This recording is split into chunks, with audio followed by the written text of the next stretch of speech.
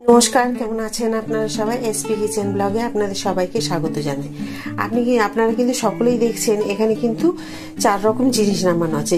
মানে এখানে আছে গরম জলে আমি একটুখানি ভিজিয়ে রেখেছি সয়াবিনগুলোকে, আধ ঘন্টা হলো। এখানে পটল আলুগুলো কেটে রেখেছি, এখানে পেঁয়াজ, আর এখানে আদা রসুন পেঁয়াজ টমেটো। তো এই তরকারিটার জন্য আমি প্রথমে মশলাগুলো কি দেবো সেটা আপনাদের দেখিয়ে দিই। আদা রসুন পেঁয়াজ আর টমেটো এটাকে বেটে নেব। আপনারা ঝাল যেটা খাবেন সেটা হয়তো গুঁড়ো লঙ্কা, কাঁচা লঙ্কা, শুকনো লঙ্কা, সেটা আপনাদের মতো ব্যবহার করবেন। আর এখানে দেব ঝিরি করে রাখা আছে পাতলা করে পেঁয়াজ, তো এটা তেলে ভাজবো। প্রথমে আগে আমি মিক্সি জারে একটা দিয়ে সয়াবিনটাকে একটু পেস্ট করে নেব, হালকা দেখিয়ে দেবো আপনাদের। সাথে দেবো আমি লঙ্কা, এই লঙ্কাগুলো ঝাল নেই বলেই আমি দিচ্ছি। আর দিচ্ছি হাফ ইঞ্চি মতো আদা। তো চলুন এইগুলো একসাথে আগে আমি পেস্ট করে নিই। পেস্ট বলতে একদম মিহি পেস্ট হবে না, আপনাদের সেটা আমি দেখিয়ে দেব।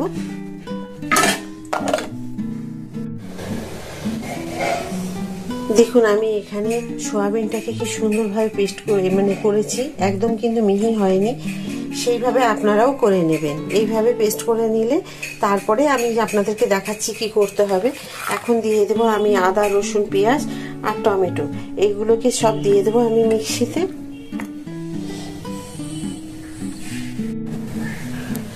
দেখুন আমি সব মিক্সিতে দিয়ে দিয়েছি। এখন এবার একটা স্মুথ পেস্ট তৈরি করে দেবো।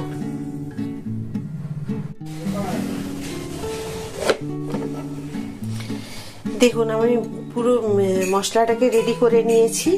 এখন এই মশলা রেডি হয়ে গেছে। এবার পরপর আমি কি করছি আপনারা সাথে থেকে আমার সাথে দেখুন।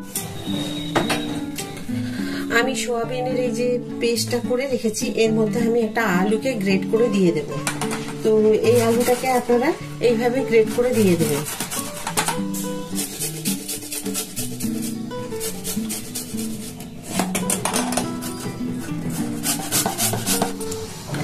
আমি আলুগুলোকে পুরো গ্রেট করে নিয়েছি সোয়াবিনের সাথে। এবার কিছু মশলা আছে, সেই মশলাগুলো এর সাথে দিয়ে দেবো। যেমন প্রথমেই দেবো একটুখানি নুন, একটুখানি গরম মশলা, একটু জিরে গুঁড়ো, একটু ধনে গুঁড়ো। এগুলো সবসময় আমাদের বাড়িতে থাকে, তো সেইগুলোই আমি দেবো এখন।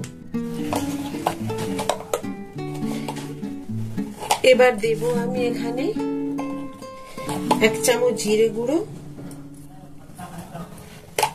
তা নাহলে এটা স্বাদ হবে কি করে বলবো। 1 চামচ ধনে গুঁড়ো, 1 চামচ নুন, 1 চামচ জোয়ান, তা নাহলে এটা স্বাদটা হবে না ঠিক মতো। একটুখানি হলুদ,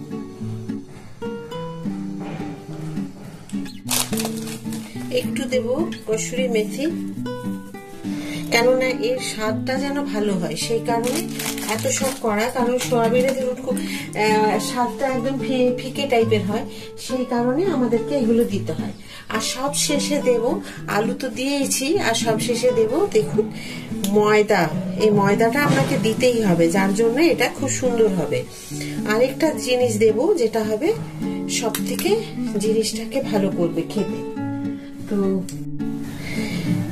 এবারে লাস্টে দিয়ে দেবো একটুখানি বেকিং পাউডার, অল্প একটুখানি দেব। আর দেব আপনার একটুখানি মিষ্টি একটুখানি না দিলে কি করে হবে বলুন, একটুখানি তো মিষ্টি দিতেই হবে। আর আমি কড়াইয়ে তেল বসিয়ে দিয়েছি, তো সেই তেলটাও আছে ধরুন, এইখানে দিয়ে দিলাম একটুখানি মিষ্টি পরিমাণ মতো। এটুকু দিতেই হবে, তা নাহলে রান্না যেন আমাদের মনে হয় সম্পূর্ণ হলো না। তো চলুন এবারে এটাকে হাত দিয়ে ভালো করে মেখে নিই। তো আর কিছু দেওয়ার দরকার নেই এর মধ্যে। এটাকে দিয়ে সুন্দর করে মেখে আর এইরকম করে বল আকার করে নিয়ে আর আমি ভেজে নেব। দেখুন তেল তো গরম হয়ে গেছে, আর আমি কিভাবে পাকিয়ে নিয়েছি দেখুন আপনাদের দেখাচ্ছি। আমি এইভাবে বল বল করে আপনারা গোল গোল করে পাকিয়ে নেবেন, পাকিয়ে আর এরকম হাতের সাহায্যে এইভাবে, তারপরে এইভাবে দিক দিতে হবে। একদম লো আছে ভাজবেন এটাকে, একটু ধৈর্য ধরে, তাহলে কিন্তু ভাজাটা খুব সুন্দর হবে। আর যতক্ষণ না দেখছেন একটা পিঠ বেশ ভালো করে ভাজা হয়ে গেছে, ততক্ষণ কিন্তু একদম খুন্তি ঠেকাবেন না। দরকার হয় একটা চামচ দিয়ে আস্তে করে তুলে দেবেন, বা খুন্তির পিছনটা দিয়ে একটু নাড়াচাড়া করে সরিয়ে দেবেন, তাহলে কিন্তু হয়ে যাবে। আর তেলের পরিমাণ বুঝে আপনাদেরকে বলগুলো বেশি করে সেই বুঝে দেবেন, একসাথে অনেকগুলো দিয়ে দেবেন না, তাহলে কিন্তু এগুলো ঠিকভাবে ভাজা যাবে না। আমি একটু জল গরম করে নিয়েছি, তার মধ্যে একটু নুন দিয়েছি, নুনটা দেখাতে ভুলে গেলাম, আর একটুখানি মিষ্টি দিয়ে দিলাম। এই মিষ্টিটা হয়ে গেলে আমি জলটাকে নামিয়ে রেখে আর যে সোয়াবিনের যে আমি বলগুলো করেছি, যে কোপ্তাটা এটা রান্না করবো বলে রেখেছি, লোডশেডিং হয়ে গেছে। দেখুন ওই যেগুলো করেছি এগুলো দেখতে এরকম হয়েছে। তো সাথে থাকুন, আপনাদেরকে পরপর আমি দেখিয়ে যাব। আমি নুন দিয়ে একটু পটলগুলো ভাজতে দেবো, কারণ তাড়াতাড়ি পটলগুলো সেদ্ধ হয়ে যাবে খুব সুন্দরভাবে।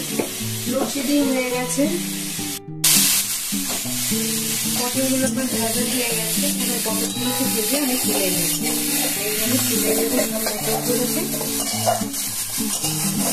পটল আলু সব ভাজা হয়ে গেছে। আর এখানে আমি গরম জলে এই কোপ্তাগুলোকে সব ভিজিয়ে রেখেছি, নুন চিনি দিয়ে গরম জলে ভিজিয়ে রেখেছি। এটার কারণ তো জানেনই, আপনারা যখন করবেন এইভাবে করলে কিন্তু এর স্বাদটা কিন্তু খুব ভালো হয়, আর তাহলে এগুলো ঘেটে যায় না। দিয়ে দিলাম আমি একটু সর্ষের তেল পরিমাণ মতো, দিয়ে দিলাম একটু জিরে, আর দিতে হবে তেজপাতা। আর তেজপাতাটা ধোয়া হয়নি, আমি দিয়ে নিই তারপর দেবো। আর দিয়ে দেবো এখানে পেঁয়াজগুলো,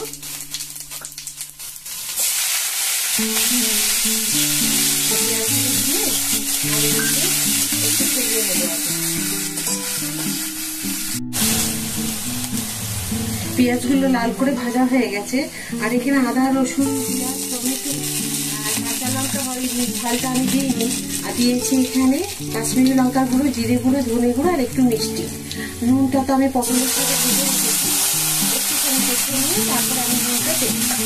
তো এইটাকে আমি পুরো এখন কষিয়ে নেবো। দিতে শুধু বাকি আছে হলুদটা, হলুদ আমি দিয়ে দিই,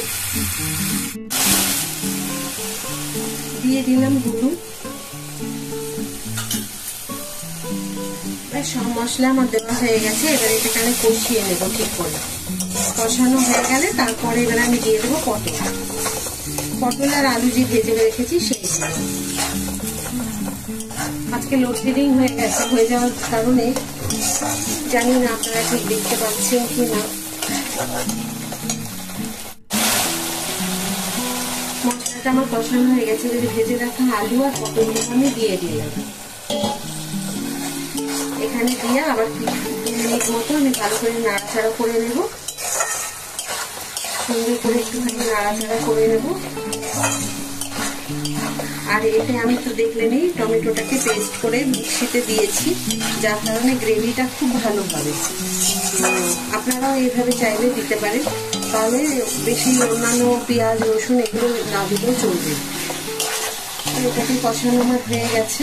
এখন এবার আমি একটু ওই যে জল গরম করেছিলাম সেই জল থেকে আমি একটু তুলে রেখেছিলাম এখানে দেবো বলে তরকারিতে। আমি মশলা ধোয়া বাটিটার সাথে জলটা দিয়ে আমি এখানে দিয়ে দিলাম। বাস এটাকে আমি একটুখানি ঢাকা দিয়ে রেখে দেবো। আলুগুলো তো ভাজার সঙ্গে সেদ্ধ হয়ে গেছে। আমি একটু নুনটা দেখে নিয়ে যদি নুনের প্রয়োজন হয় তাহলে নুনটা দেবো, নাহলে আমি চাপা দিয়ে রেখে দেবো।